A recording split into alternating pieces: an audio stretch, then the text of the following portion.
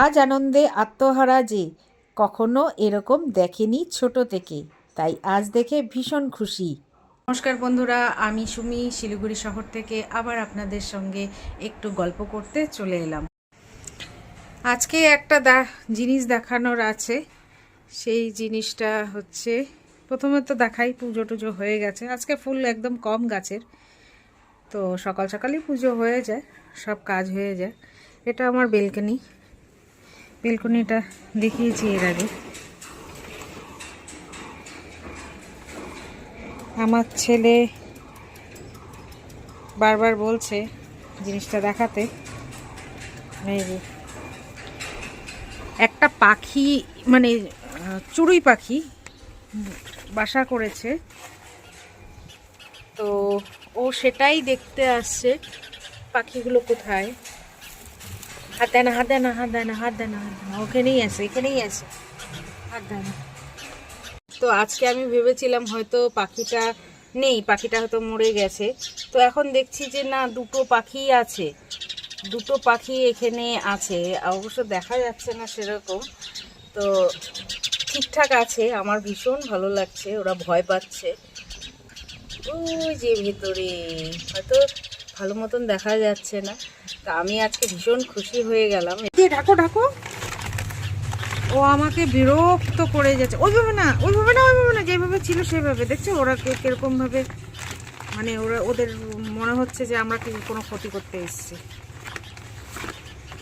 তো আমার ছেলের খুব দেখার বায়না ছিল, তো আমি ওকে আসতে দিই না এই দিকটাতে, কারণ ওরা ভয় পেয়ে যাবে। আর যাই হোক, ওরা তো একদম ছোট্ট মানুষ না, সরি, ছোট্ট একটা জান, যাতে ওরা নিরাপদে সুরক্ষিত থাকতে পারে, তার জন্য আমি আসতে দিই না ওদেরকে। ওই যে ওর মা সমানে দৌড়ে বেড়াচ্ছে, ভেবেছে মনে হয় কিছু করব, তাই। তো এবার দেখেছো, এবার হ্যাপি। একটুখানি দেখতে পেলে ঢুকে গেল ভেতরে, না? হ্যাঁ, দেখানোর ছিল। তা আমার ছেলে তো এখন ভাগছে, বলছে আমি এখন খেলতে যাব। এই 2টা দিন, আর তো তারপরে স্কুল খুলেই যাবে। স্কুলটা তো মানে 8 তারিখ থেকে খুলবে, তো তখন তো আর কোনো কিছু খেলার সময় থাকবে না। স্কুল খুলে গেলে তো আর খেলতে পারবো না। স্কুল থেকে আস্তে আস্তে অনেক দেরি হয়ে যাবে, তার সাথে পড়ারও চাপ থাকবে, তাই খেলতে পারবো না। তো তার জন্যই এখন যত খুশি খেলে নাও। আর মাত্র কয়েকটা দিন পর স্কুল। তো টাটা, বাই বাই। বাচ্চারা তো এরকমই, বাচ্চারা সব সময় খেলতে ভালোবাসে।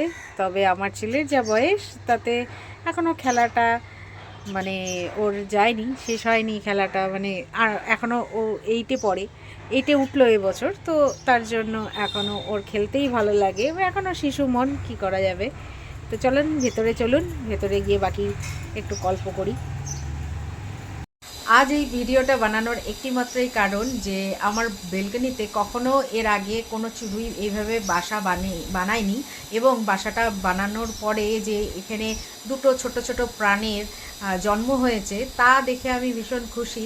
আর আগামী দিনে হয়তো এরা নাও আসতে পারে, বা এরা তো অন্য অন্য জায়গায়ও মানে গাছে বা ইয়েতে করে, বাসা তৈরি করে। তবে এই জিনিসটা আমার বাড়িতে এই প্রথম হয়েছে, তার জন্য একটু আপনাদের সঙ্গে শেয়ার করলাম।